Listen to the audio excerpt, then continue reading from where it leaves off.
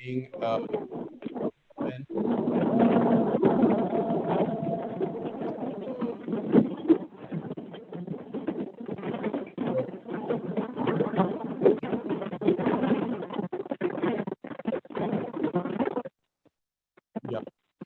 Yeah, so sorry for that. So something was on the line.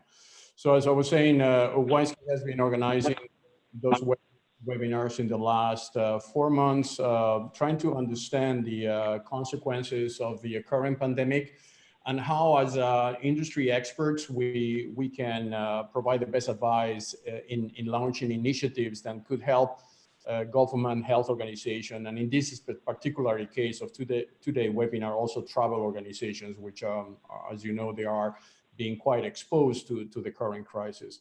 So we have an amazing panel with us. This time we brought experts from the spectrum, as we would like to review everything, not only the technology aspect, but also the policy issues, the integration and international standards issues, the government positions with some representatives from government, and also the academia and private sector. So we have a panel. I'm just going to introduce the panel as they are going to be presenting. So we have Don Tasco. Don is a very famous internet pioneer. He coined many of the words now we use on the internet, like digital economy, like blockchain revolution. He's the founder of the Blockchain Research Institute, and Don is going to give us his insights on how the blockchain is being used in a very concrete and pragmatic ways around the world. Then we're going to have Gianfranco Moi. He's the Digital Transformation Officer of the State of Geneva. He will also give us his insight on how Geneva is positioned as a major hub, what we call the trust hub. Geneva is one of the cities in the world where you have third trusted party, international organizations are here. Many of them, including obviously WHO, working very actively on the pandemic situation.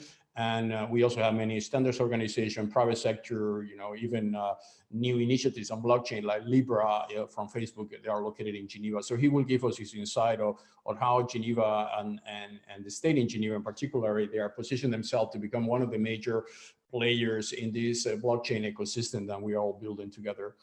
Then we're going to be moving into the international organization. So we have the director of ITS and CIO of IATA, the International Airline Transport Association, which is the United Nations specialized agency handling international trade, Pascal Buchner. And Pascal will also give us his insight from the international organization perspective, what they are doing and how they are advising governments to find solutions in order to let the airline industry, which has been highly affected by the COVID situation, to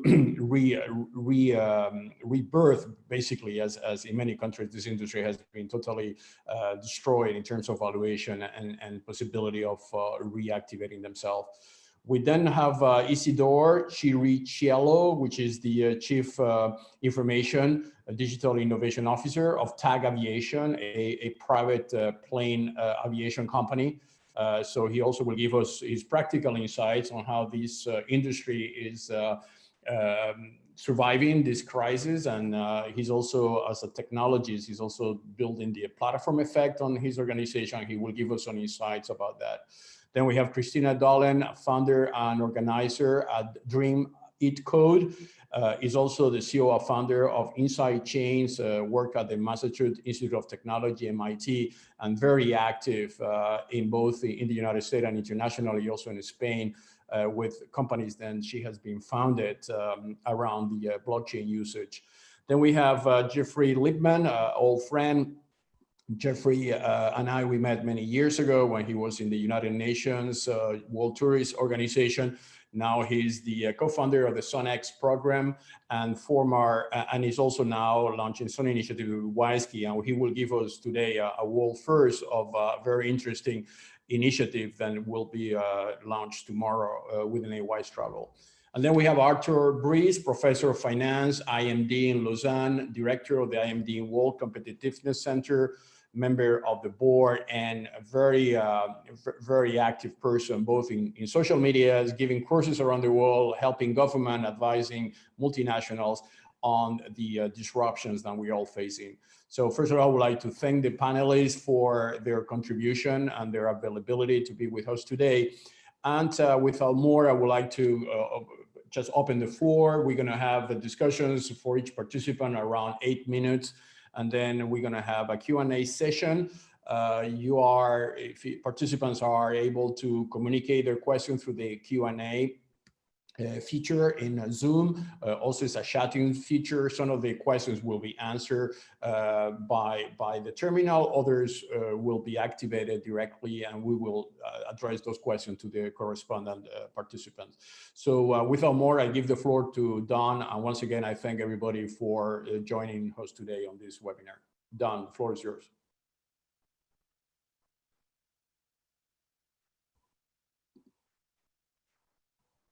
Don, you have to, sorry, Don, you have, yeah, microphone, yeah. Speaker, yeah. My apologies. Zoom, we're all getting used to this crazy environment, aren't we? I'm delighted to do this. And I have great admiration for WISekey. It's one of the founding members of the Blockchain Research Institute. They have extraordinary technology. This is where I am right now. I've been quarantined up here with my extended family on the lake for the last, well, we're in our 5th month now. We were early adopters of the social distancing strategy. And, but this is a truly extraordinary situation.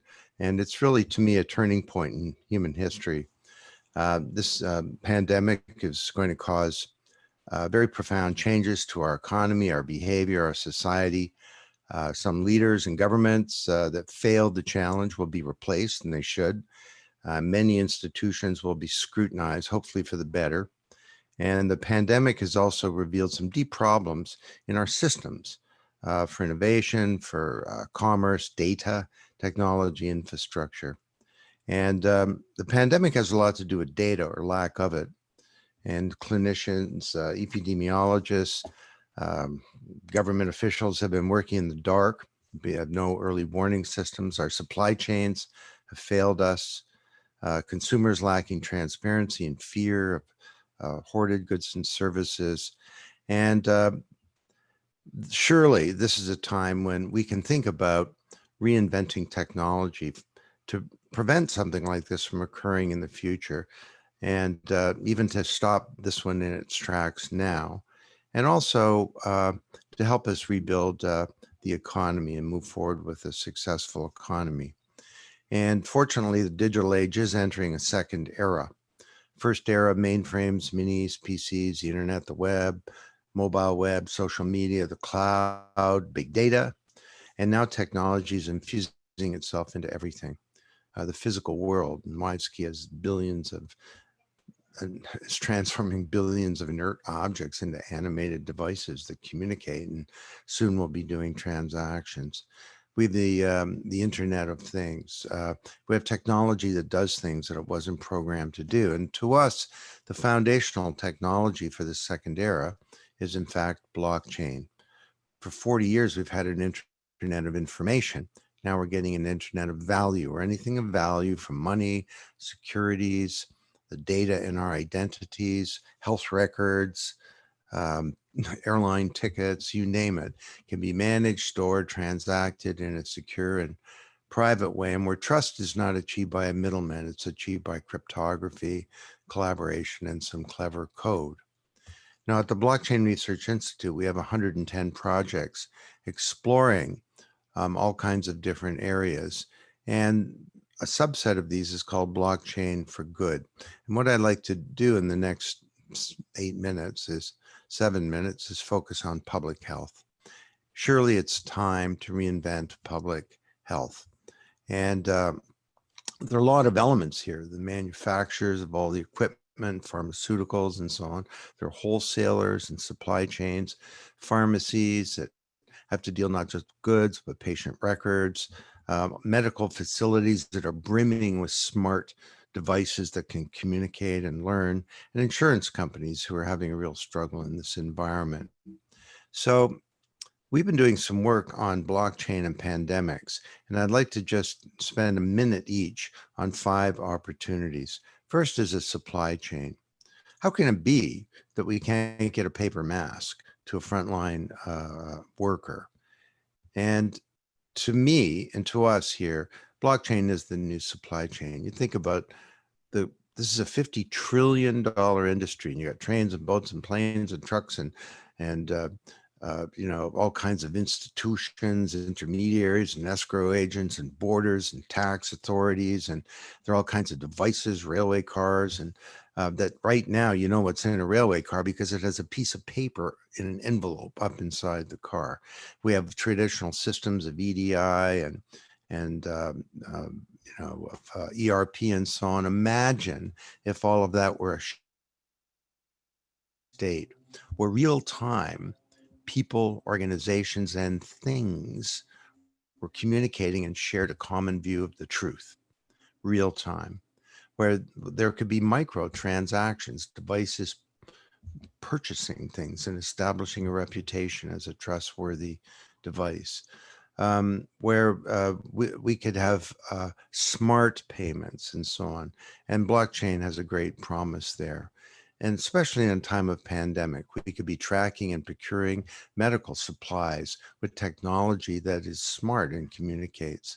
We could know the authenticity of a ventilator. Where did it come from? Is it a valid ventilator? Who's handled it? And so on. All of the logistics, the transport, and the custody of these devices.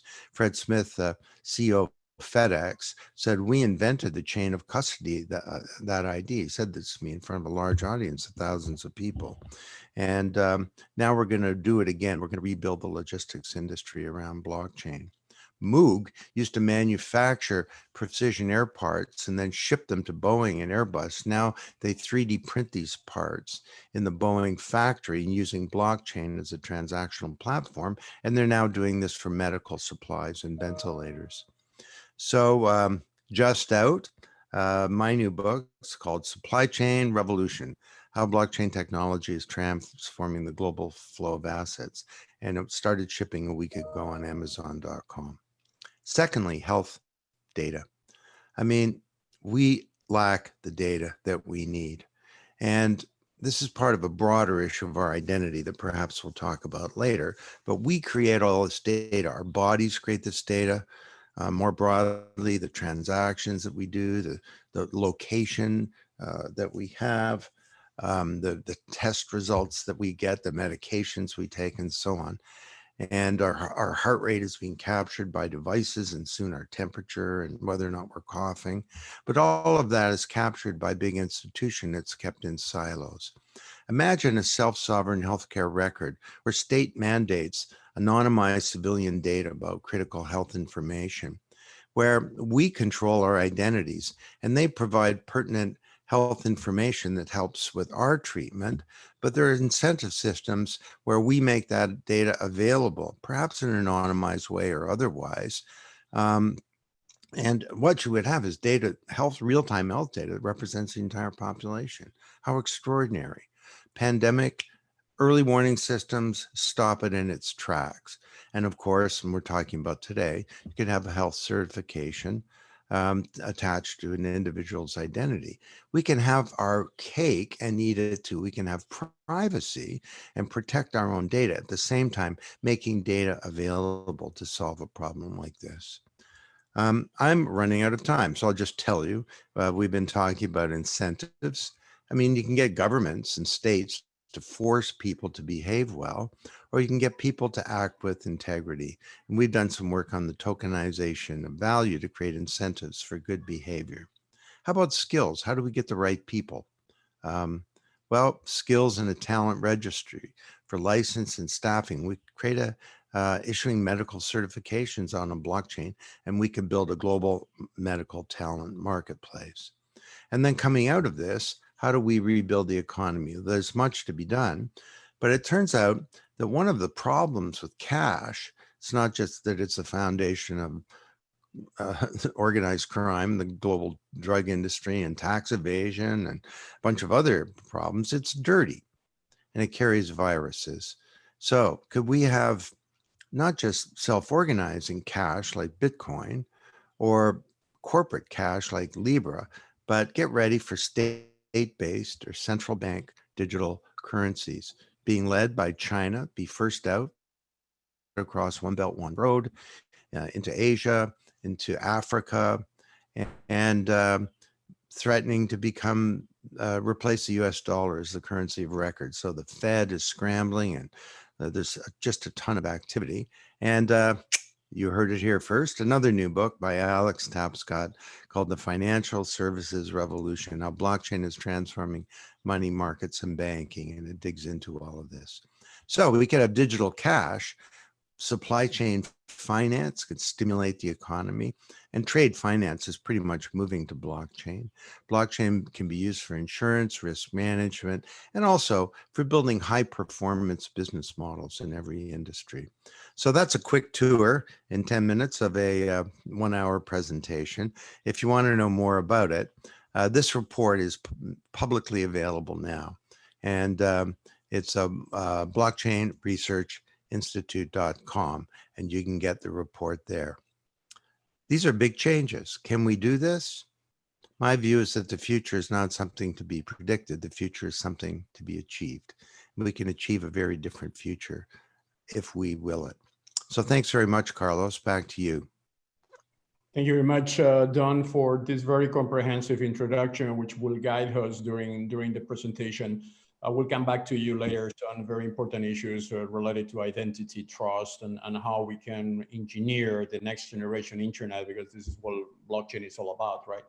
So I would like to introduce now Gianfranco Moi. One of the key words that we all need to take into consideration is the one which is trust, confiance, confianza, which is the new word that really is being represented everywhere around the world. Trust is becoming paramount in our current society. And Geneva, through different initiatives, not only with us, but other initiatives being launched at cantonal level, and even with other cantons like the Trust Valley and the Trust Protocol Association in Geneva, where the Geneva State helped WISekey to launch last year, is a major player in this trust ecosystem. Basically, the way I see it, Geneva is the trust hub, because as I mentioned in my introduction, all the organizations that they have something to do with trust, what we call third trusted parties, are in Geneva, whether it's ITU handling telcos, mobile standardization, 4G, 5G, etc., where is WHO on health, where is WTO on trade, where is WIPO on intellectual property, all these massive ecosystem of international organizations, and many of them, they are still on the analog age, and they are transforming themselves through digital transformation. Is a huge opportunity. IATA is obviously another one we have represented here today. So I would like to introduce Gianfranco as the person that is putting the strategy behind the Geneva government. Your views, Gianfranco, on how you see we can play a factual and concrete role here in Geneva to solve some of the issues that Don just raised on his presentation. Okay, hi. Well, thank you, Carlos, for this comprehensive introduction. And we can tell that you are from Geneva, as much as you know about all that is going on in our small canton. Geneva is well known, actually, worldwide, but in fact, I'm not sure that people really have an understanding of our geographical situation, which I would like to explain a little bit because it's important for this issue that we're discussing about safety, travel, and the impact on the economy as well. And so the state of Geneva is home to about 500,000 people, but we also consider the urban area that includes about twice that population. 1 million people live in the what we call Grand Genève. And Geneva is almost a French enclave, if you want, in the territory. And 80% of our border is with neighboring France. So because of the good economy we enjoy, there are a lot of people who are interested in taking advantage of work that is done in Switzerland, but at the same time take advantage of also the differential of the economy with the neighboring France. So daily we have about 70,000 people across the border come and work in Geneva. We also have, as you mentioned, many international organizations and many large companies, international large companies headquarters. And of course, that creates also lots of needs for international travel. So our airport in Geneva has about 18 million travelers during the year. So you can imagine that closing the border had a major impact on the economy and everything else that is happening here in Geneva. So that's one thing that I wanted to mention, because that explains also the way we have been reacting to it, and also some of the programs and the opportunities that we foresee coming up as we organize ourselves to face this type of situation.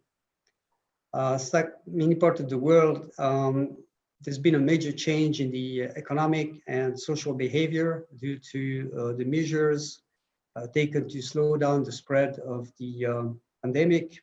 And we have had a huge boost in adoption of digital technology. So many platforms for services, for delivery, for remote work, entertainment have really increased by tenfold in terms of their usage. But unfortunately, we also have experienced an increase in cyber crimes. I was talking to the person who is in charge of the Institute, Criminology Institute, Cyber Criminology Institute in Geneva, and they reported that they had recorded 3 times the amount of crimes. And of course, I mean, in Switzerland, people are fairly, I would say, shy about disclosing too much information. There's this culture of the confidentiality, and so we can imagine that this is probably underestimated as far as the number of additional crimes that have been committed. So the question of the trust online is very key to this whole issue. I mean, yes, we have been increasing our activities online, but are we safer online today? And as we shift more towards a digital world, this issue becomes a very pressing and important issue to resolve. And it's very much tied to the notion of electronic identity as well. I would say that fortunately we have the tools to address that. We have a lot of technologies, and we can use encryption, we can use blockchain, as was mentioned by Don. We can use digital signature, artificial intelligence, Internet of Things, and big AI, etc. So we are well equipped. Unfortunately, all this equipment is also available to people who are committing cyber crimes. And so where can we have an edge on these people? And I believe that the solution is a better collaboration to fight against cyber crimes. So sharing information is crucial. But again, we need to educate people, because sharing information, we need to share information with the right people and not too much of it. So there is the privacy issue that comes to play here that is in contention with this collaboration issue. So these are important things to keep in balance. And people are becoming increasingly wary about the centralized platforms controlled by a small group of people, both either enterprise or even government. So we need to take that into account when we think about solving this type of problem. So more transparency, more security, protection, control is required, and all that has to be basically encouraged through education. But there is also a tendency to give all that away for convenience. And that's what we have experienced really with the internet, is people are willing to part with the privacy and the personal data and things that they wouldn't actually even disclose to their priest or on the internet, on Facebook, because it's so convenient to communicate. So we believe this trust issue is very key to solving this problem. of better usage of the internet. And we believe that Geneva is uniquely positioned to define the rules of this better governance for the digital world. And can be done in collaboration with international organizations. So it is a very fertile ground where we can run some pilot projects that could then be scaled up to maybe a global dimension. There is also an incredible amount of talent here in around Geneva. I think from both the academic, but also international organizations, a lot of knowledge about financial, legal, global governance, and all that research and development can be done, then can be capitalized, and then maybe generalized and also provided to the world. So we believe there is a big opportunity that lies ahead of us with this transition to more digital. And we have been taking some actions to promote these activities of collaboration among the different players. You, Carlos, mentioned that we have supported the Protocol Trust Association. That's one of the initiatives, and we're now developing some concrete projects around electronic identity and health passport, which can maybe elaborate later in the Q&A session. We have also created a wider frame for collaboration on the Western Switzerland, that is the French-speaking part, where we're trying to federate all the players, and we are currently counting about 500 organizations that could be joining this group to better collaborate, and we're already starting to see some projects coming in. We're going to have a call for open call for projects in October will be the formal launch of this new organization called the Trust Valley. And with that, I'd be happy to take any questions later. Thank you. Thank you very much, Gianfranco. Yeah, I will say that even as the commitment of WISekey to be in Geneva, you know, when I left the United Nations after 15 years in the UN in Geneva, my vision was that every single person on earth should own its digital identity. That was kind of mission for me when I was on the public sector, as you are now. And then I basically built a NASDAQ listed company on that vision. And the possibilities of going to Silicon Valley or Shenzhen or many other places has been endless. But I knew that this trust uniqueness of Geneva, what I call Geneva is the Saudi Arabia of digital data, because data is the new oil. And that oil is located in Geneva now. Now we need to know how to extract the oil, extract that data from so many silos, make that data available, distribute that data through blockchain technology, and basically share that wealth of knowledge to the rest of the world. So it is a very interesting city, a state, and I thank you for sharing those inputs with us, because it's very important to highlight the uniqueness that Geneva has. So moving, thank you, and I'll come back to you later on the different concrete projects. So now we are going to be moving to a sector which has been highly affected by the COVID situation, which is the airline sector. So I have the pleasure, honor to introduce Pascal. And Pascal is also located in Geneva. IATA headquarters are in Geneva. And you are a technologist. We have been doing roundtables in Davos about the use of blockchain.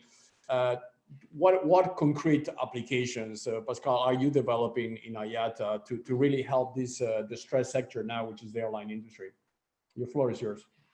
Thank you, Carlos. And you know, we've been working with WISekey on digitalization of supply chain, and so we had a project in the cargo business to digitalize, all the paperwork that we have in the cargo business. But at the moment, if you want to have a very concrete example, because of the crisis, I can talk about the work that we are doing today about contactless travel application. I'm sure that you understand that 80% of our business has been shut down, the aviation system was never designed to be stopped, and it has been stopped within 2 weeks. And nobody has an idea how we will be able to restart actually this industry.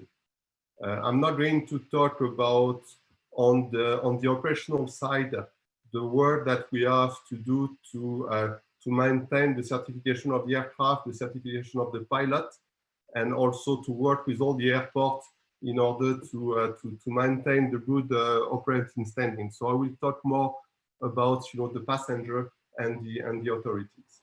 Our priority at the moment is really to restart our industry, and to restart our industry, we need to restore the confidence that both the authorities and the passenger have in the safety of flight. So passenger has to be convinced that it is safe to fly, that they will not be contaminated because they are taking a flight. And of course, the regulators and the authorities also, they have to be convinced also that they are not creating a risk for the passenger if they allow, international flights. So really, the key priority for us is about the trust and the confidence. And we have to do it in a way that also will protect the interests of the passenger, whether it is in terms of data privacy protection, or whether it is in terms also of cyber security. And so the same way that the payment industry has been able to move from cash to a contactless payment within 2 weeks, we want also to move to what we call contactless travel, which is a way to bring your own identity into the travel space, in order, of course, to reduce, all the contact that you will have, whether you are at the airport, whether you are in your flight, or when you arrive at your destination. And so the work that we are doing today, we are working with all our members and with all the aviation industry. So it's about collaboration. We are working also with the regulators. We are very close with ICAO, so the International Civil Aviation Organization, which is part of the UN and in charge of the commercial aviation, in order to define all the standards that will allow us to fly safely, and including biosafety. So the vision that we have is that we are developing an application, or we are working, actually we are not developing an application, we are working on standards, because the role of IATA is to define standards, is to identify innovation, to define standards, to allow this standard to be implemented through all the industry. And last thing, but which is the most important, also to allow the regulators to approve these standards. And so what we are doing, we are working with our members and with all the airports in the world and with all the supplier in our industry to develop a contactless application where the passenger will be able to upload his passport. He will be able to upload his picture, and then he will be able, of course, to do a data verification on his mobile phone, and the data will be stored only on the mobile phone. So one of the the idea that we have, or something that is really important for us, is that we don't want to send everywhere confidential information. We want that all the confidential information remains under the control of the passenger on his mobile phone. And what we want to do, we want to build a decentralized identity, and we will use blockchain for that, in order to push this data from the mobile phone of the passenger to all the partners that needs to be included in the workflow. So to simplify it, once you have loaded your passport on your phone, you will have a token that will be stored in a blockchain, and this token, for example, will be used by the governance authority, for example, the passport issuer, to enter record that will attest the validity of your passport. And if you need also to have a medical certificate. You will use also this decentralized identity also to update the blockchain with the record showing that, of course, you can travel safely.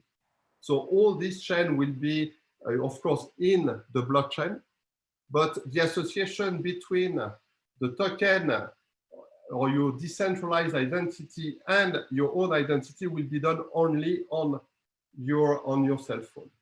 And with that, you will be able to go to the airport. You will be able to avoid to queue in order, to clear the border control, because everything will be done, remotely, contactless, within actually the blockchain. So it will allow also to regulate the flow in the airport, to avoid queues at the border controls or queues at the gate. And so it will also allow, to reduce the risk of contact between people, and of course to reduce the risk of contamination. And what IATA does in this role is not only working with the industry expert to define what will be the technology, what will be the protocol that we will use, but we are also working with all the stakeholders to define the governance, because you need to have a proper governance. Carlos, you know better than me that any blockchain is as good as the governance that you put on it. And so we are trying to address all the aspects of the innovation, not only the standards and the availability of this innovation globally in the world, but also the governance that will go with, provided that we, IATA, we are acting at the global level. So we have to bring together all the regions of the world. Thank you very much, Pascal. It's really encouraging to have an international organization with your breadth and scope handling this international standardization process, because as you know, as well as me, or even better than me, identity is geopolitical. It's very hard to bring everybody to agree on a common identity. It is related to, especially when we are moving the identity to the digital world, and then therefore you need cryptographic keys, and you have to locate those keys at national level, which is what WISekey has been doing for 22 years. So we know the complexity on creating the interoperability requirements. As you very well say, blockchain is the solution for decentralization and verification, because you don't need to centralize the data, but it's not that good when you're handling the trust element, especially who owns the cryptographic key and all that. So having an international organization looking into this is unique in the history. I never saw that before. I have been trying to encourage international organizations to, especially because your stakeholders are governments, to link into that. And because you are handling such an important sector, which is the airline industry, and the current crisis, I think it's a phenomenal momentum now to get it done and done once for good. I think that will accelerate the next generation internet by years. So congratulations for that. I'll come back to you later after we discuss with Jeffrey a bit what he's doing as well on the tourist side of the thing, as travel and tourism. It goes together, right? And there's many potential synergy. But before that, I'll pass the floor now to Pascal. Very similar situation. He's handling private jets. So Pascal, you're also a technologist. I think you will agree to everything that Pascal has said. Sorry, and the floor is yours. Isidore, yeah, sorry, Isidore, the floor is yours. Yes. Yes, thank you, Carlos. Yes, in a private jet, I joined what Pascal told. We are facing exactly the picture is exactly the same. The world during the crisis in the aviation has stopped from the day before and the day after. All the aircraft were parked on the airport, and then you can imagine the impact from the economic situation for a company like us. Yes, we are also, you can imagine we are running more than 120 aircraft from China to Europe. This pandemic has started in China already. This means for our business, all the operation a few months before that the Europe moved to the quarantine, all of that, we had already a few experience from our colleague in Hong Kong, Beijing, all of this area, Shanghai, and then what we applied there, we apply exactly the same here in the Europe, just a few months after. Now, just few words. We are already as a company, we are already well, I would say in terms of technology, digitalization, we are using a lot of paperless apps for customer experience, operation, supply chain. One thing that after this pandemic, all the people working from home, running operations, they realized that how the company were already digitalized. And then when the people were working from office on daily basis, they had the technologies, but they are not really collaborate with the office, just the colleague just near to the office on the floor. We were using a collaboration less than during from home. And then in 3 days, we moved to a complete without stress from home. I would say 50% of the person. Now, what Pascal told this supply chain, there is one thing where it is really common. It's clear. The only from operations, these are already started again, but the challenge now for the aviation is the passenger, is to be safe, to make sure that everything is going in the right way. The confidence will come back, etc. I would say between the commercial aviation to the private aviation, there is one main difference: is the customer. In the customer in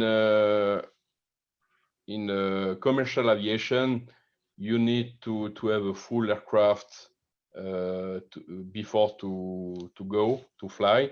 But in private aviation, you could have one aircraft with one customer on board, or 2 persons on 10 people. You see, from the economic point of view, it is completely different. The common point also, what we have is all the passport, all of these documents that they need. It's clear in private aviation, in terms of regulation is exactly the same, but when you arrive at the airport, also is in less for 10 minutes you are in the aircraft. You know, we are running paperless with passport, all of this type of the application. The only missing point where it is very interesting, we are not using this blockchain technologies, because we don't have any for the moment any needs, but it could be good for us also to join some partnership in order to make sure that the document which is available into an app like a passport is authenticated from the legislation, etc. And this is very, very interesting.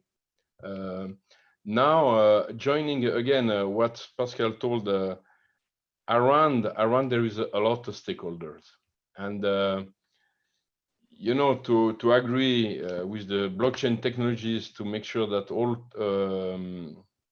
this is my perception, to align all the stakeholders around the standard. This is the challenge, I would say, from my point of view.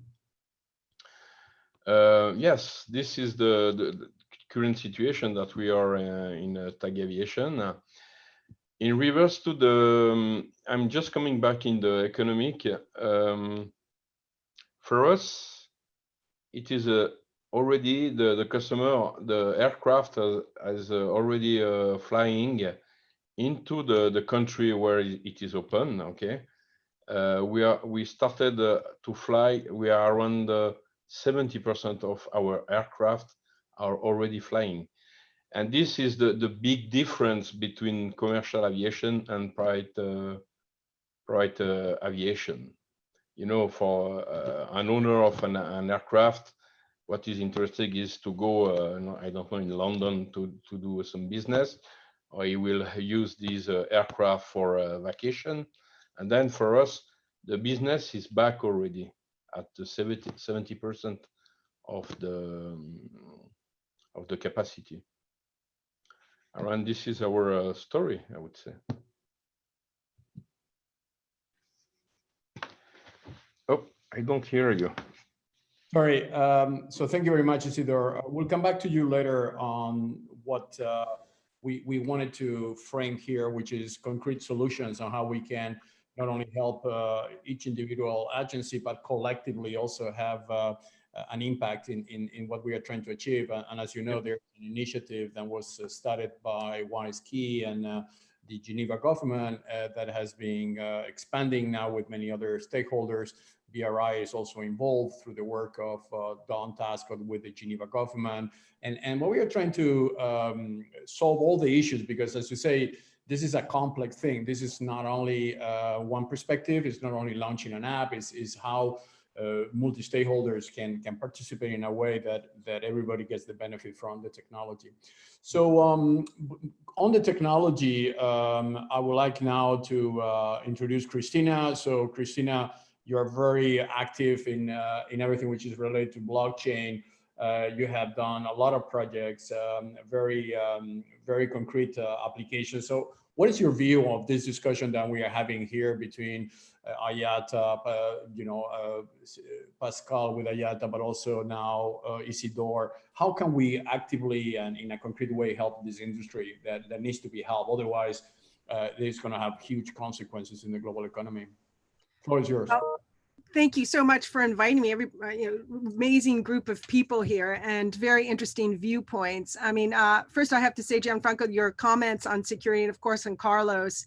I'm an electrical engineer, computer scientist, and I have been at the forefront of this technological evolution that's made data so valuable. And security is a very big part of that, right? And the hackers are in business too, right? So you look at some of the data, Aon, an insurance company, that has said that over 80% of the S&P is now based on digital and non-tangible assets, right? I mean, it's more than doubled in a very short period of time. And so, of course, the hackers are in business for being able to move that, because I've always said it's much easier to steal data and sell it, especially health data, which is now apparently becoming more valuable than financial data. It's much easier to steal data and sell it than it is to go to the museum and try to steal a painting and then try to sell it in the black market. And so we sort of live in an interesting time. And when you look at sort of Industry 4.0 and you look at all of these technologies and this data in the center, and you start thinking about the fact that Bloomberg has said a couple of years ago that 96% of organizations don't even figure out what to do with their data, right? It's this dark data. They're not in any way figuring out a strategy on how to use that. The data doesn't live behind a user interface in a database anymore. It's it's owned by an airplane business, and it's held in an app, and it's in IoT devices. And so being able to come up with new models that serve people means that you have to take this connected world with all of this data oozing around, find ways to suck that in and create value out of that. And I don't think that data science is it's really, it's not that old, right? It's, the true data science where you're using, lots and lots of data to understand businesses and create new models that cross across different siloed systems. Now, I'm here in New York in the United States, and I have a business I co-founded called Additum in Europe. And in Europe, with GDPR, you own your health data. In the United States, you don't own your health data. And So as a result of that, these are two different models with respect to thinking about all these technologies and rails and organizations and pulling this together in order to be able to serve better, be able to deal with all of these issues. When it's all siloed together, locked in these systems, it's very difficult. Now, what's interesting about blockchain, and I've actually been working with regulators in Europe around AMLD5 and the travel rule, which is really about understanding this long history about where money has come from. And in this crypto space, everyone's like, oh, it's so scary, drug addicts are using this. And what's really interesting is that you have companies like CoinFirm, Chainalysis, and they create these databases of money that's come from sort of illicit means, either the dark web or mixers or stolen from Binance. And so it's very easy to see the whole journey across many different siloed systems. I would actually say that if you look at traditional financial systems, you don't have that visibility. And I've been working with the FIDO solution with the insurance companies, because they're recognizing that through COVID, there's been so much data theft and phishing and fake financial transactions. They don't even know if they can insure that sector anymore, right? So back to Gianfranco, the data, and of course, Carlos, data has become one of these things that the average person doesn't know how to store. It doesn't know how to protect it. Now, I'm an electrical engineer. I went to MIT. I've had my SIM card on my phone ported 3 times. I've had my Twitter, which had 100,000 followers, completely attacked, because that's one of the things the hackers like to do. And so when we talk about protecting and putting into the blockchain, the use case around how you protect that data is absolutely critical. I'm working with a FIDO organization, Cryonic, in Europe around this, because people don't really know how to protect their bank accounts. They don't know how to protect their phones, their social media. There's still people who use the word password to solve their password. And so I think that blockchain has, it's a networked technology. It sucks in data. It collects data across siloed systems that are all locked up. And there are a variety of different blockchain systems, and the cryptography that's been explored, this whole ICO movement was really a hyper innovation phase in which a lot of people explored a lot of ideas and cross-pollinated. And, I created a couple of insurtechs in that space. But I think what's interesting is that you're talking about, Industry 4.0 with a lot of rails, a lot of data. And this data is extremely valuable, because I do think that if you understand the data, think in the airline space, for example, one of the things that when you look at COVID, people are less likely to transmit when they're sitting silently in a seat versus running through the streets in a protest without their masks on, right? Because they're screaming, they're yelling and spraying all of the germs all over the place. And so data is a great mechanism by which to manage situations, but I don't necessarily think that from a security perspective, the average person knows how to protect their data. I don't think that the ecosystems are there yet. There's a lot of really valuable data that's locked in a lot of siloed systems. And just one thing in terms of what Dawn was talking about, now, of course, as a result of Facebook last year, and you look at Davos, and like 70, 80 countries are now looking at digital currencies, but and everybody wants to be the reserve currency, right? But for those of us who've actually studied the economics and been in the financial space, one of the things that's kind of interesting is that look at all the levers that have been pushed during the COVID crisis in order to get money and liquidity out there, right? And so once, this digital dollar, once you put that dollar into the Fed wallet, right, there's no fractional use of that, right? There's been this whole movement. I'm a co-founder in an open banking scenario, and I think that that's opened up a lot of capital that's made that available for small and medium businesses, which are 99% of the businesses, and they're suffering the most during COVID. So I think that when you think about using this digital money, you really have to think about it within the context of small and medium businesses, capital, security, how people manage their money, and also this whole area of capital, which is what drives economies. And I think that right now, with 99% of businesses being small and medium, if you don't have a mechanism by which to have a digital economy that fuels capital for these types of companies, which have less access to it, right? And large banks are lending less. So anyway, I think I've consumed a good chunk of my time, but I want to open it up for questions, because I'm more of the controversial person here, because I like to build solutions and recognize the things that don't work and the things that work. And I think that a lot of organizations have data, but they don't have strategies by which to implement them.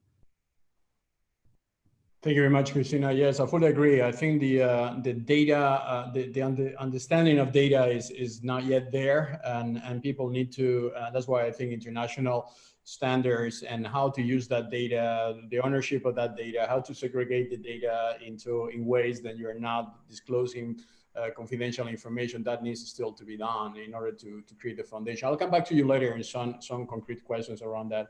So one of the issues that goes in the other side of the spectrum on the airline industry is the tourist industry.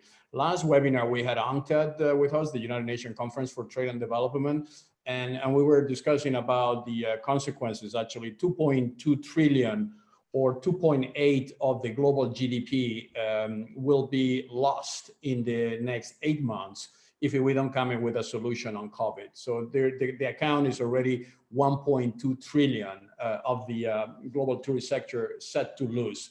So this is huge, and this affects developing countries in priority because they are the receiving countries and their industry concentration and economic concentration is on tourists.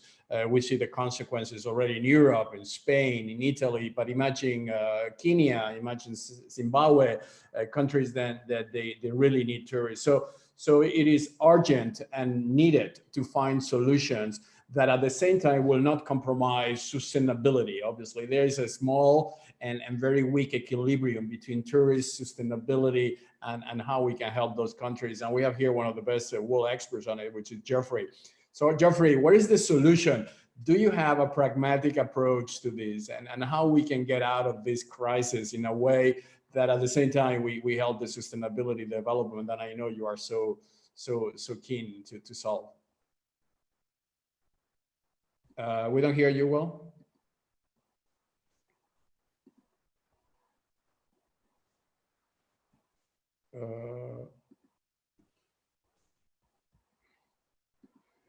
Try again, Jeffrey. Do you hear Jeffrey? No.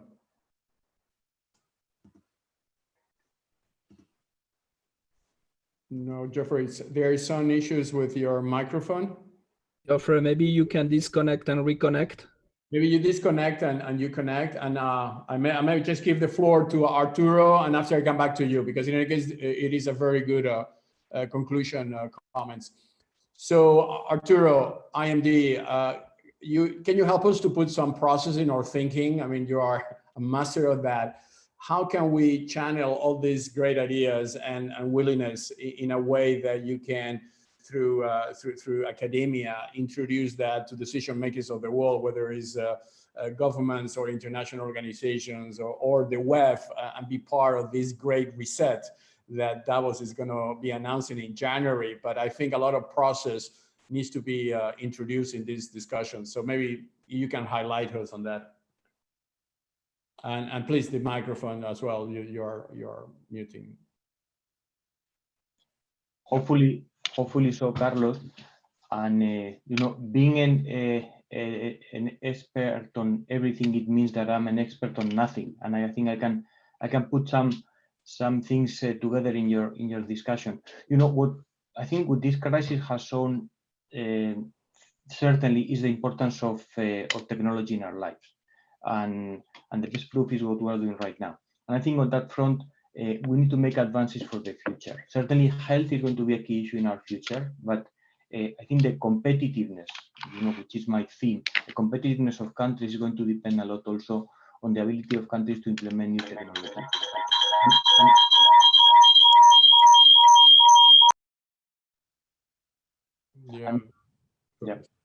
And I think if I can summarize the lessons that I have been collecting over the last month of the pandemic related to technology, the first one to me is that digital talent is going to be extremely important in the coming years, certainly.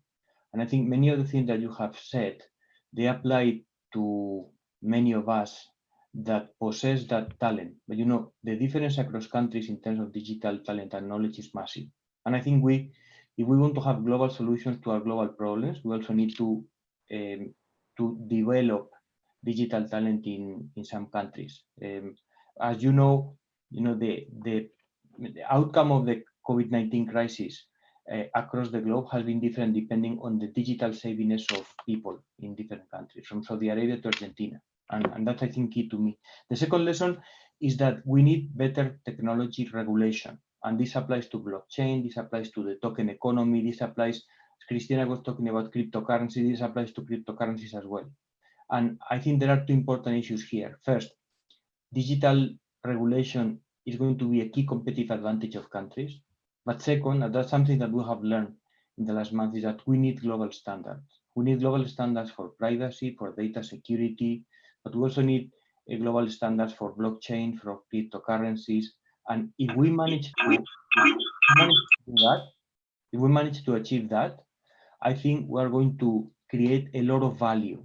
That is, part of the value that we have lost in the current crisis, we are going to recover it little by little.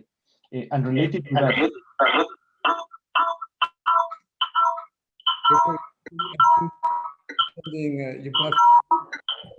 Geoffrey, you must cut down. Yeah, I think there's a sound echo in your mobile. Sorry, go ahead, please. No problem. You know, if this had happened 3 months ago, we would be all in panic. But after so many webinars and Zoom and so on, you know, this is part of our lives. So anyway, so everything is great. So related to this aspect on regulation, one of the key advantages of technology, and particularly of blockchain, of which I'm a strong advocate, as many of you, is that blockchain is going to allow us to monetize many of our assets. And this has two key advantages. One is going to benefit countries in emerging markets, particularly in Africa, the most. So it's going to be a leveler of income inequality in the future.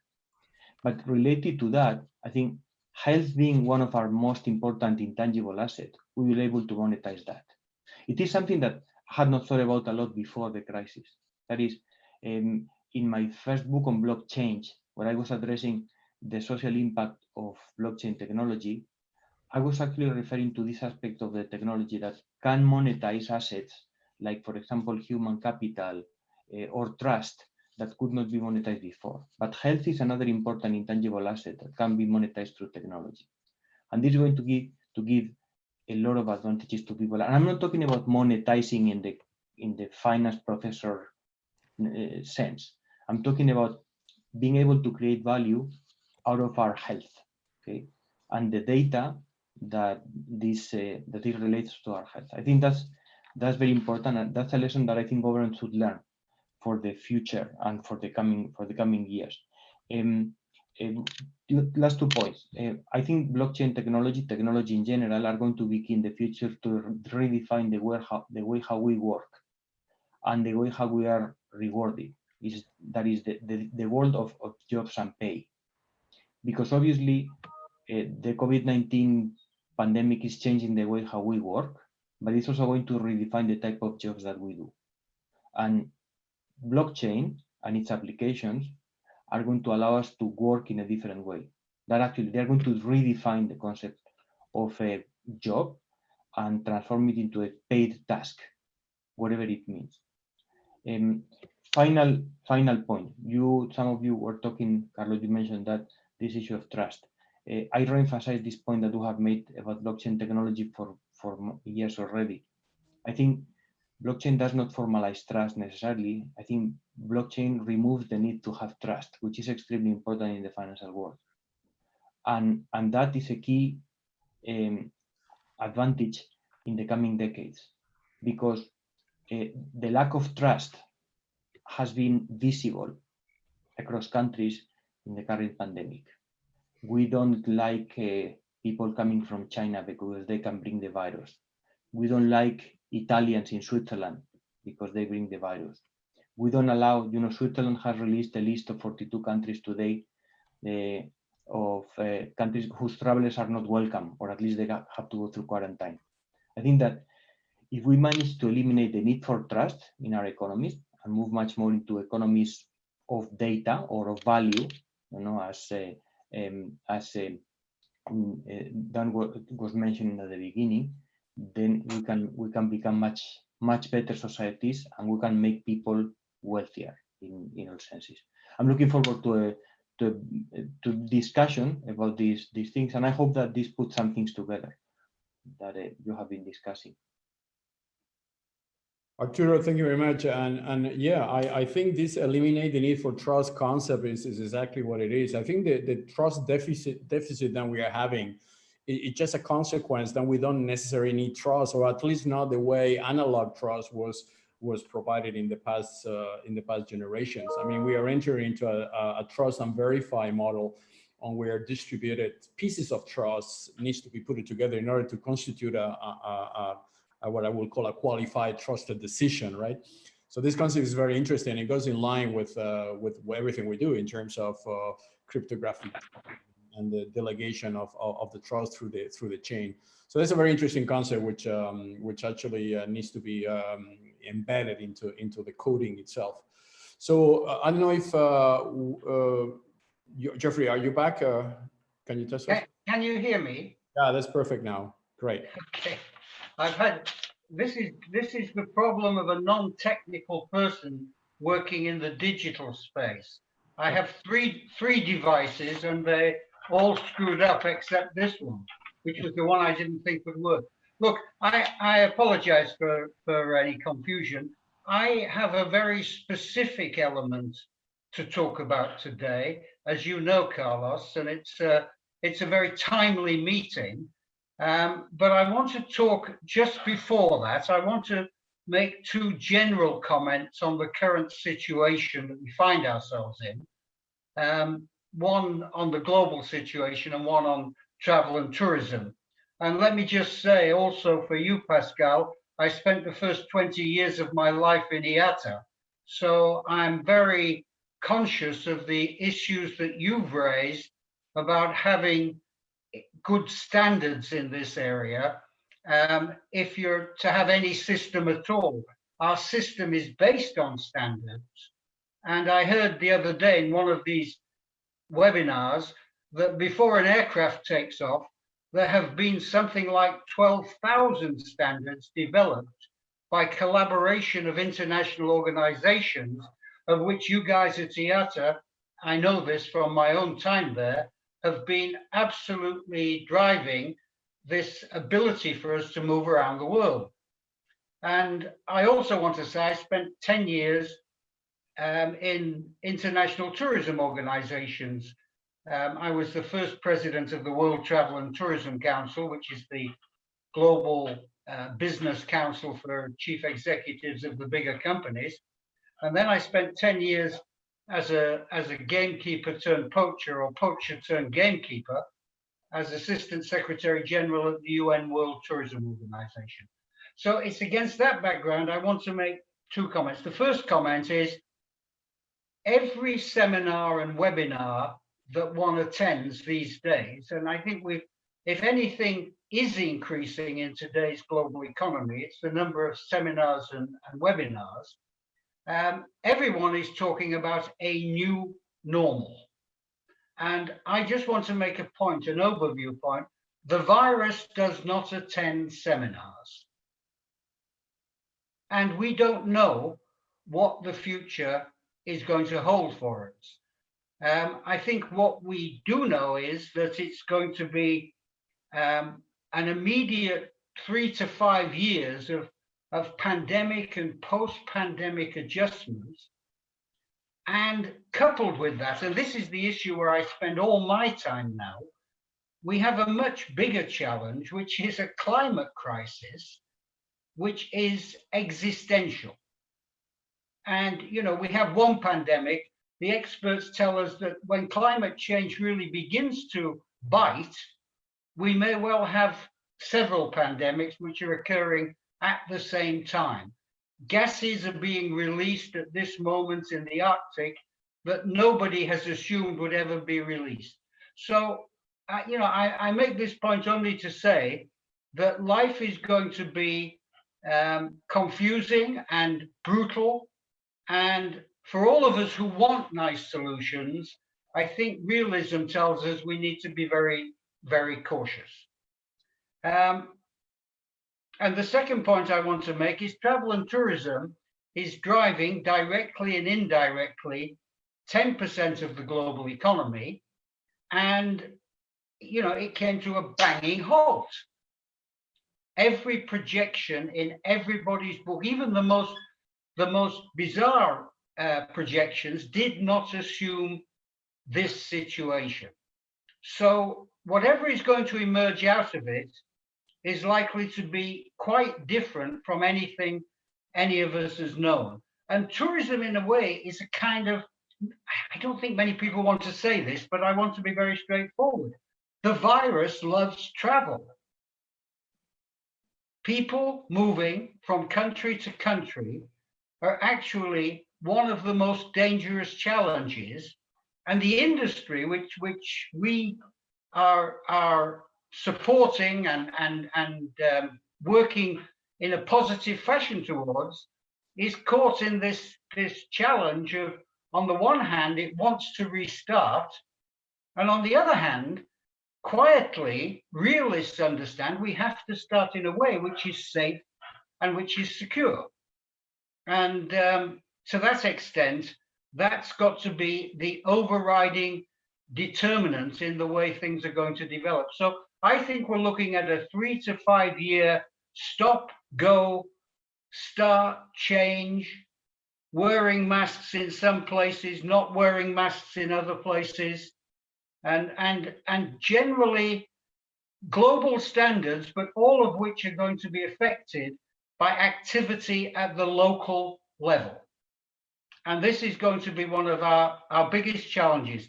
And travelers in this situation are confused, and they're going to get even more confused because the industry is going to be making pitches to them to try to get them to travel at a time when I believe we really don't know what the situation is going to be like.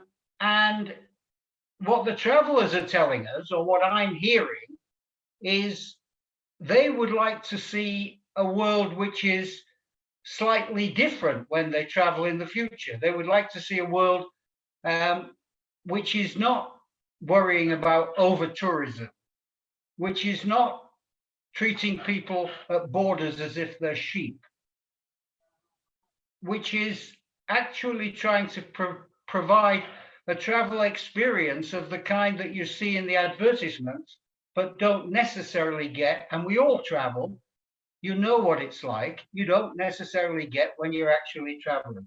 So it's against that background that Carlos and I have been putting together his experience in the travel technology space, and also his experience more latterly from the human code about ensuring that technology is going to be working in the interests of people, and my experience in the travel and tourism sector. And we've created a company, Gianfranco, you'll be very pleased to hear it's a Swiss company, and it's called Wise Travel. And I lived in Geneva for 10 years and I miss it like hell. It's one of the great places in the world to live. So we created this company, and what we're trying to do is produce an app for travelers, a Wise Travel app, and it's going to contain, at this moment, it's going to be an aggregator. We're not trying to integrate different applications. We're trying to aggregate applications that other people have spent their time putting together and put them in one place, and we call it the app that you never want to leave home without. And it's got 7 pieces in it. It's got a secure wallet for all the information that a traveler will need on a trip, and that's protected by WiseKey's security.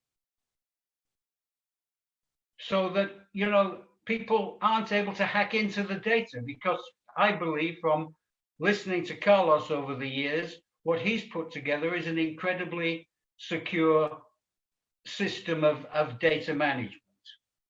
Secondly, it's going to have a unique personal protected ID. And we believe that over time, that will become used for moving people through borders more effectively from some of the work that IATA is doing and WTTC is doing on trying to move people securely and rapidly through border controls. The third thing it's going to have is a health compartment. And there was already reference to the fact that in the future, people are much more likely to require the kind of things we all used to carry when we started traveling, that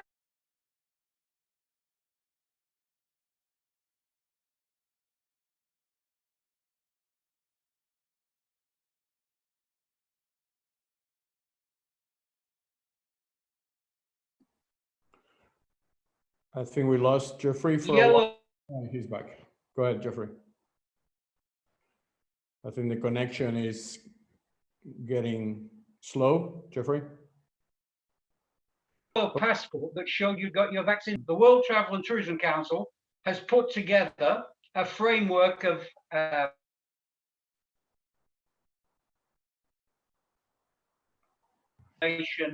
inside our aggregating application, so that travelers will be able to see which companies and which communities are applying the standards in relation today to COVID and tomorrow to whatever else comes along.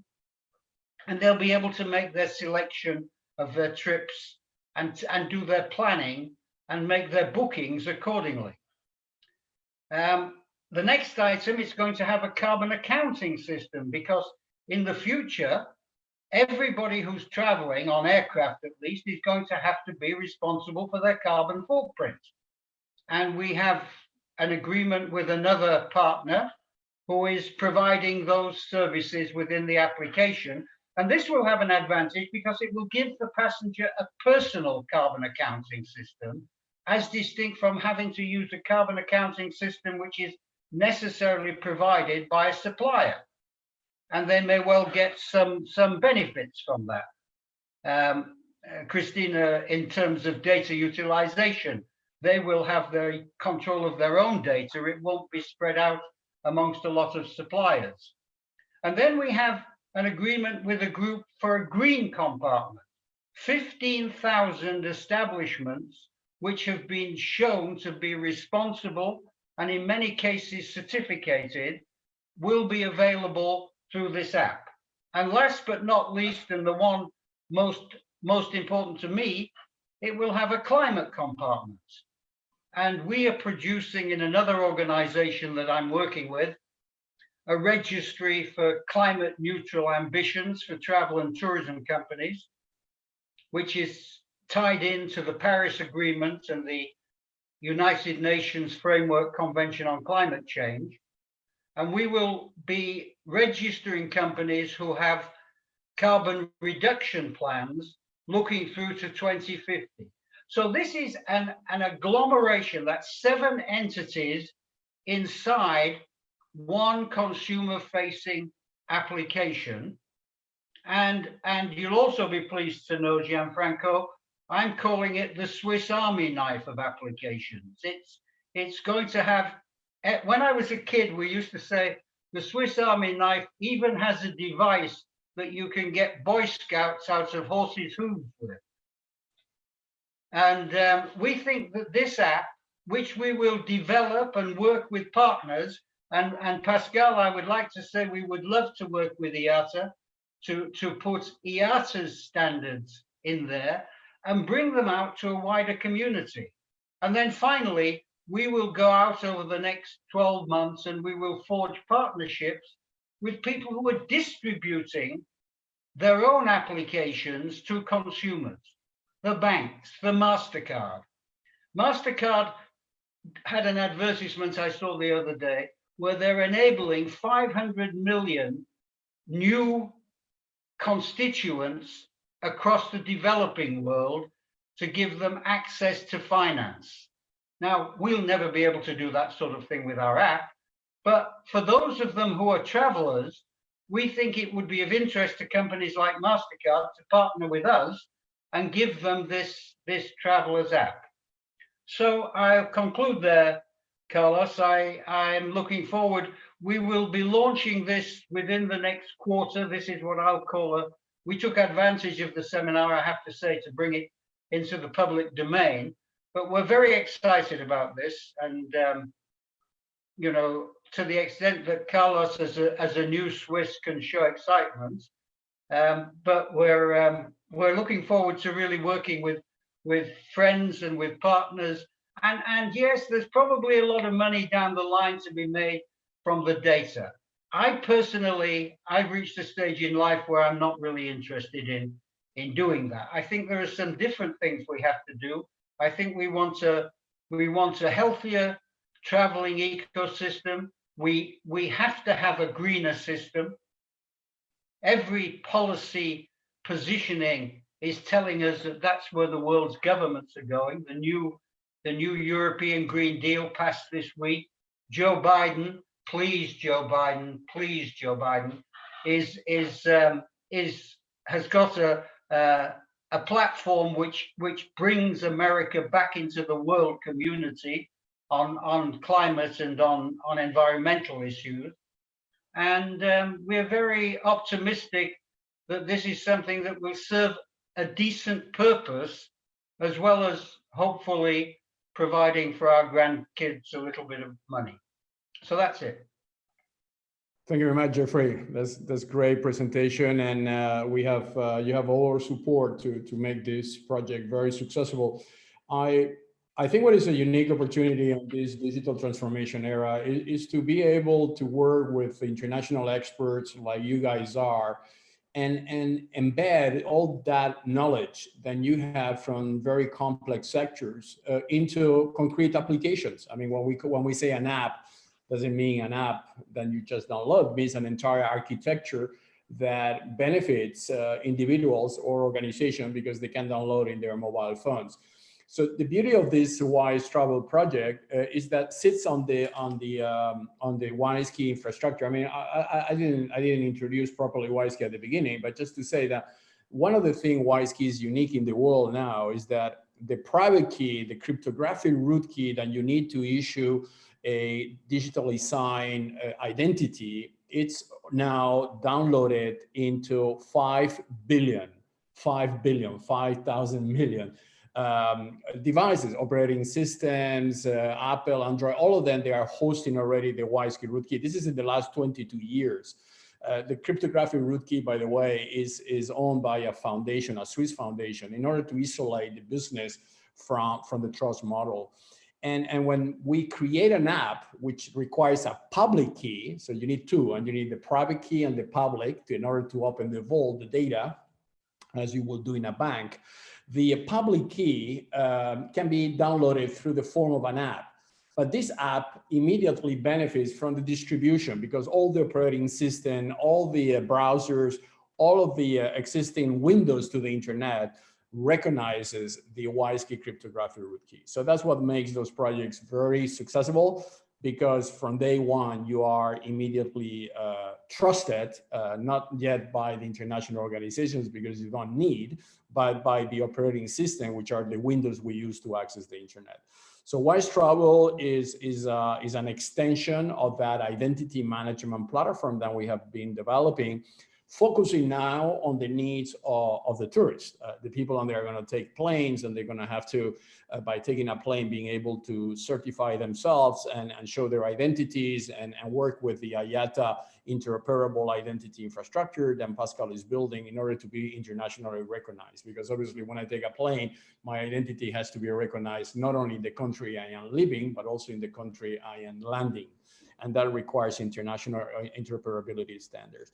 So on that line, we also launched a very specific initiative in Geneva with the Geneva government, and I would like Gianfranco to give us some ideas and updates, which is this idea that if you have done a COVID test and you have an immunity certificate, normally in our days, that immunity certificate is a piece of paper or eventually an email that you get, but it's nothing digital that you can use in order to prove that you have done that immunity test. So we came with the idea to develop an application, which will be also embedded into the WISE Travel application with the name WIShelter, that allows you to digitalize that test. So let's say I go to a doctor, a clinic, and I get an immunity test.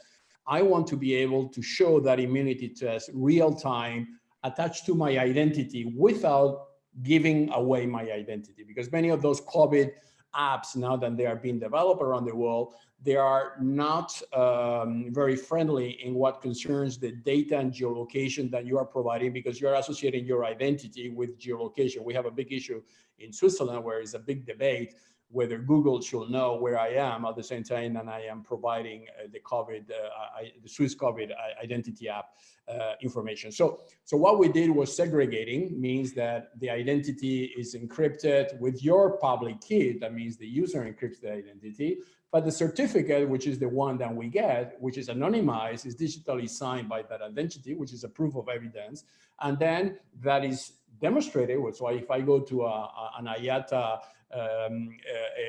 airport anywhere in the world, or I board into a plane, I just need to show through a smart QR code, which is generated by that identity, that I have done the immunity test and I am not infecting at that specific moment of the action I am taking. Obviously, it has many issues. Obviously, there are people saying, should we create a distinction between people with immunity and people without immunity? There are obviously all kind of issues that we are trying to address in that project, but for the time being has been an amazing learning curve for us on trying to solve the issues that Christine and Pascal and all of you guys have raised, which is the privacy issue. You know, I am willing to do a lot of things on the digital age, but I don't want my identity to be abused, and I don't want the consent of my private data to be outside my own personal consent. So maybe Gianfranco, some ideas on the health vault and how you see it, the role of Geneva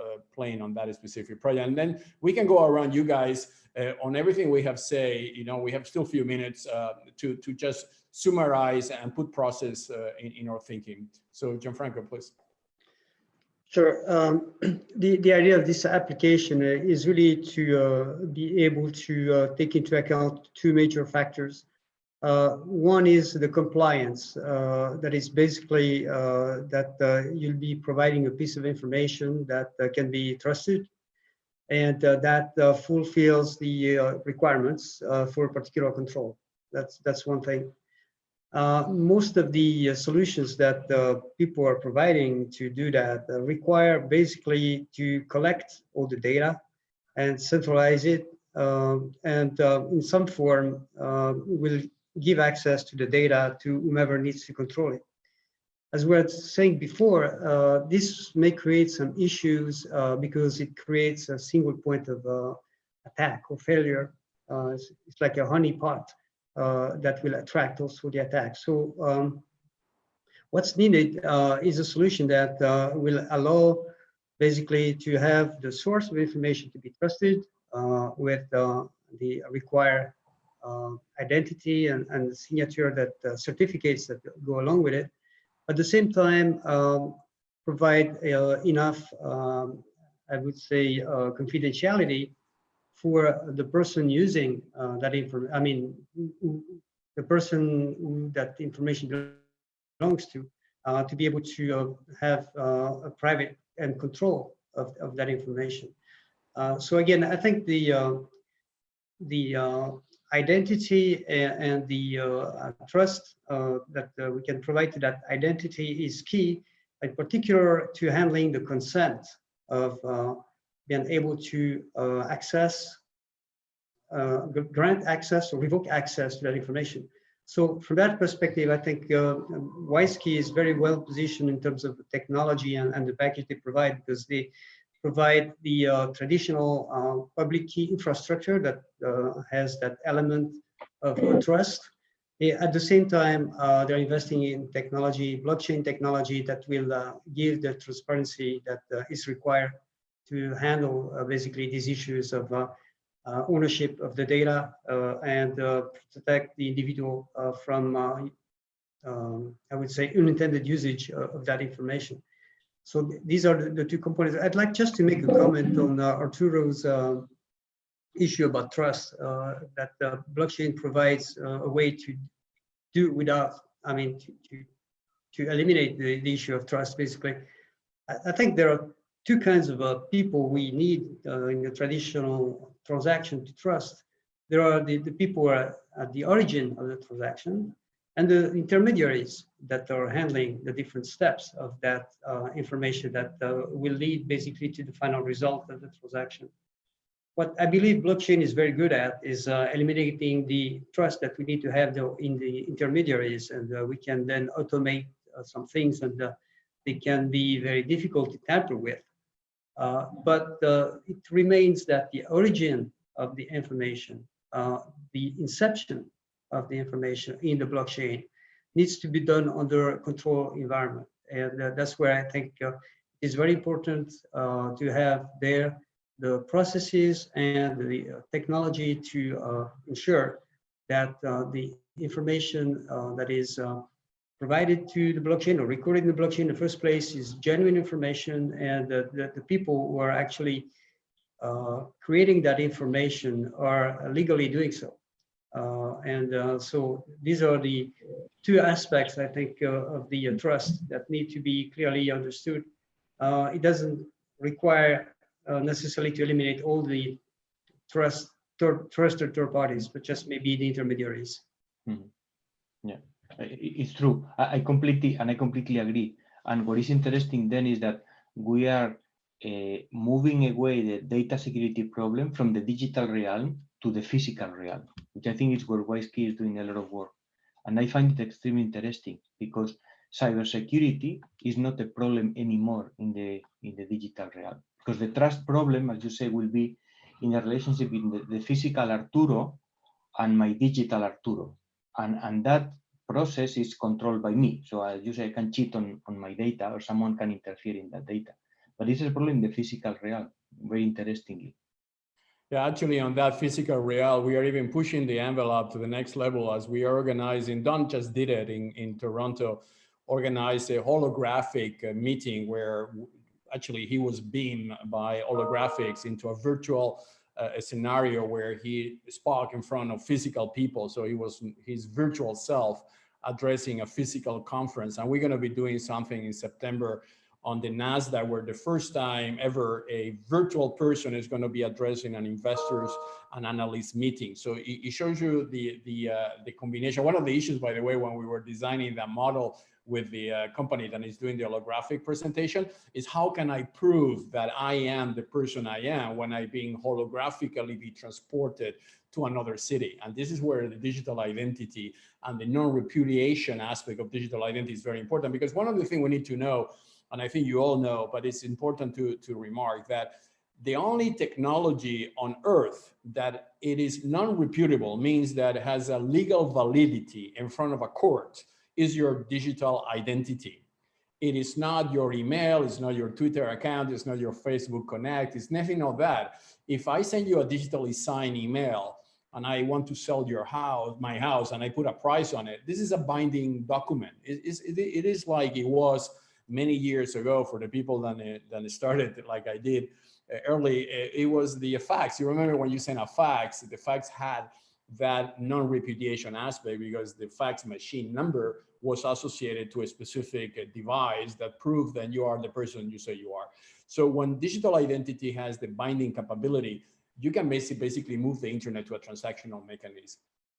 So now, because we are a bit late, but I would like to just summarize maybe all those discussions and maybe give you the floor individually to each of you, so you can give me just in a few minutes, 3-4 minutes each. What do you recommend to the entire panel, and on any observation? Doesn't need to be in agreement, might be in disagreement on anything has been said in this webinar today. So maybe Christina, you are the lady. I'll open with you. So first, I have to say that you guys are doing an amazing job, because I think one of the issues with respect to digital identity and having this travel,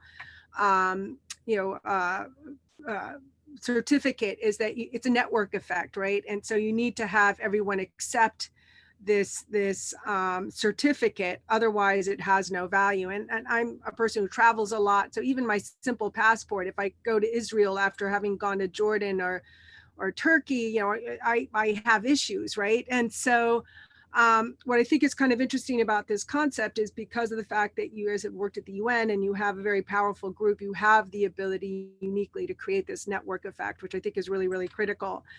And I think that, you know, one of my biggest issues in this space, while cryptography has this protective mechanism and it creates this ability to have these truthful journeys of information across siloed systems, the data entry into those systems has to be really critical. So I actually got COVID from my kids who were at the UN school, and I went for my test for my antibodies, and my test results came back and it said it was a man with a different age and a different birthday. And so I went back to my doctor and said, well, that's not really me. And they said, oh, don't worry about it, those are your results. And I thought, well, I do worry about it because that doesn't really sound like me. And I had watched the video on Theranos and was a little concerned about it. So just because you went through a test and you got the data and it gets put on the blockchain and it's part of the certificate doesn't necessarily mean that the data is correct, right? So so the technology does require that the endpoints that are accessing the data are accepting it, and that the people putting the data onto this blockchain are utilizing processes. You had a lot of fake tests. You had a lot of tests that didn't work. As a matter of fact, in Spain, they actually had a huge block of tests that were delivered that didn't work. So once again, it goes back to the data, and there has to be processes by which to make sure that this data is accurate, and then have this network effect of accepted entities that will accept that, because then we can travel. And I want a solution to go back to my traveling days. So I'm hoping that this will actually take off and that the network effect actually really engages so that it's accepted everywhere we go, because I think that it's going to be very valuable. Thank you very much, Christina. I fully agree. I think the building the ecosystem and getting the stakeholders to endorse that effect, that network effect is critical. I also believe, as you say, that the organizations, and they are represented here, they have the firepower to make that happen. And if that is the case, that will be the first time that it's not a you know, one of those uncontrolled apps that get viral, and then we don't know who is behind and what is being done, right? So absolutely, that's an important point. So just maybe Pascal, any closing remarks and advice from your side? Yes, Carlos, you know, we come always to the same conclusion. The problem is not technology, the problem is around people using technology. And so for me, it's all about the governance, it's all about, you know, the awareness of everybody to understand what is at stake, and to understand what are the right behavior that will protect themselves. And so in a way, the risk that you have with a coronavirus is not maybe different from the risk that we have with a digital virus on your mobile. And in a way, it's good to see that this crisis is highlighting the same need about collaboration, multilateralism, and trying to partner between private and public in order to find solutions that are sustainable. And I would agree with Don on the fact that it's a unique opportunity for us to build a new aviation that is sustainable and that will take care also of the planet at the same time that we are taking care of our private information.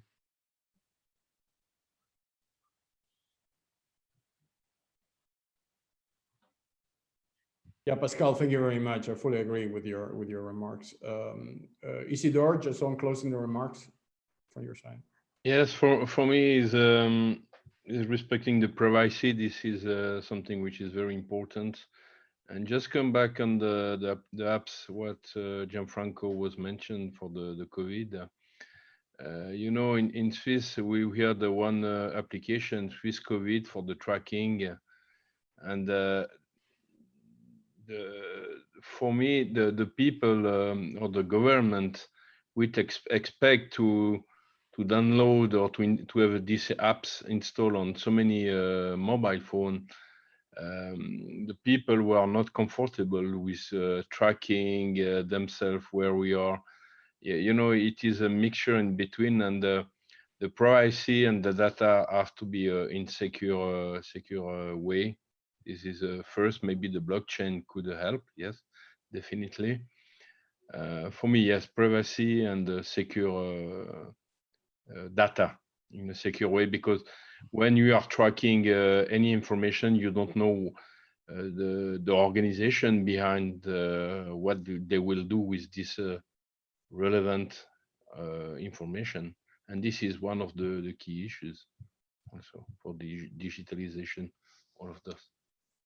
Fully agree. Fully agree. Actually, we are following very closely the Swiss COVID situation, as although it is different because the Wise Travel app that Jeffrey refers is more a convenience app for the tourists. So there is an incentive to do it because there's obviously immediate advantages. For me, the advantage is to know that the next guy next to me has been infected and transferred this data, especially when the geolocation is still stored in Google servers.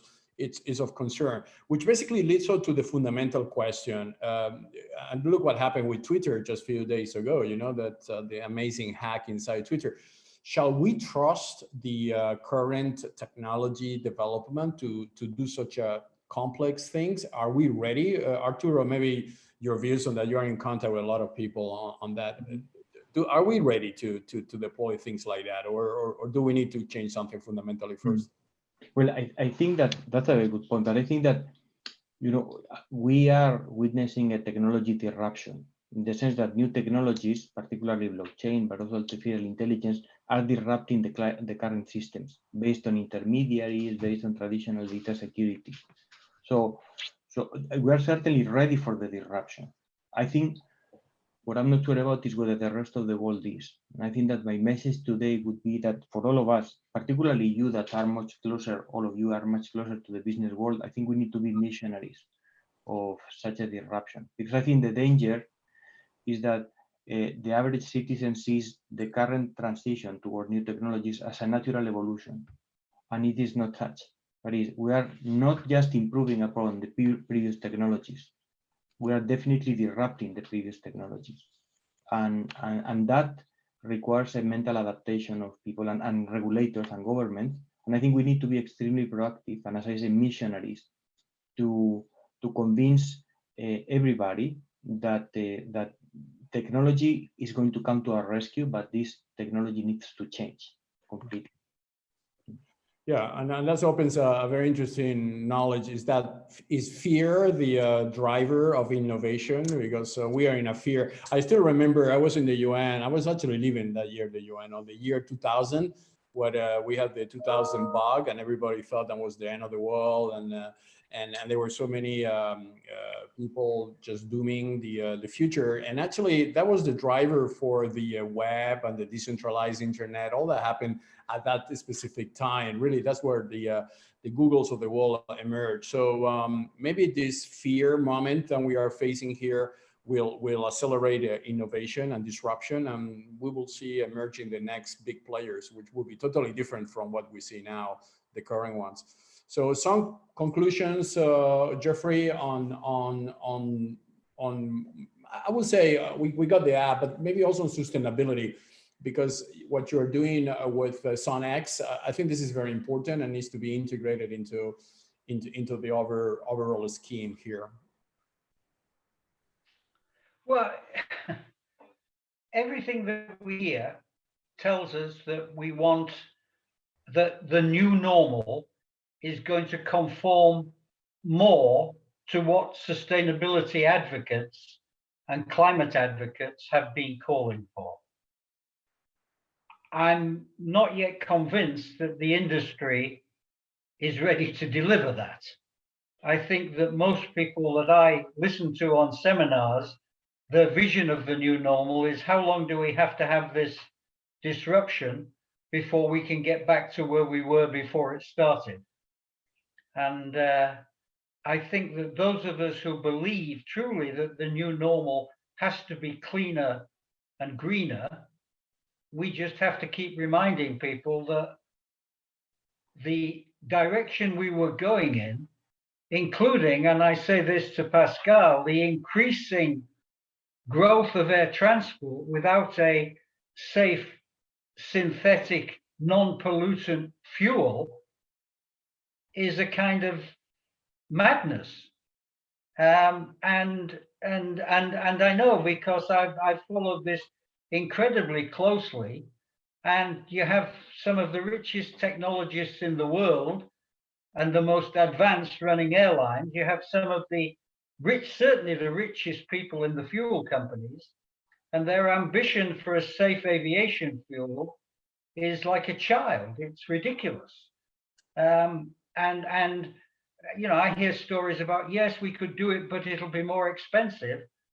Well, that's tough. Stick it in the price. If we want to be sustainable, we have to be sustainable. And if the cost is a cost that the consumer has to bear, so be it.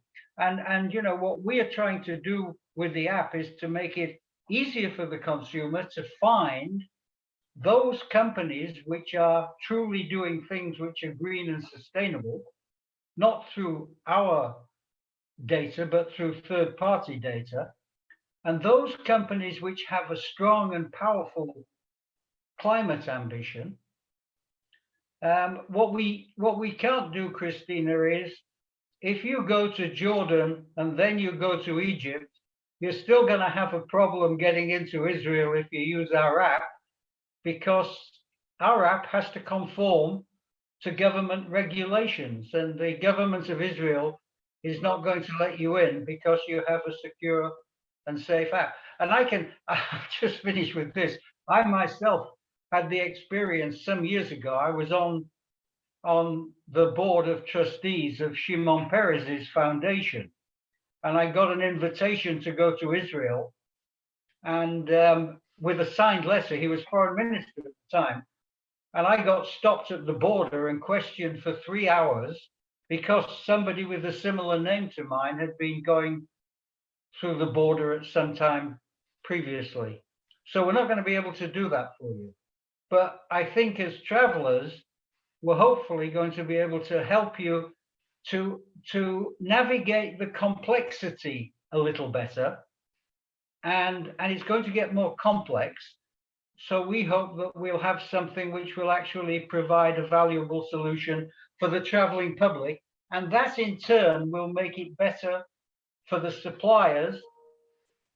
And it's not just airlines. There are 14 protocols, I think I might have mentioned, that WTTC has developed for safe travel. And how the hell will any consumer know about those, particularly if they're traveling at the time? They can't get the information. If they're carrying the Wise Travel app, we hope they'll be able to do that. And we hope that'll prepare them for when they're going through borders, when they're looking for places to eat, all of those things. Thank you very much, Jeffrey. So I don't want to take more of your time. We went beyond the hour. I would like just to thank you all for your amazing inputs. You also have been very active answering the questions. So thank you very much for the Q&A.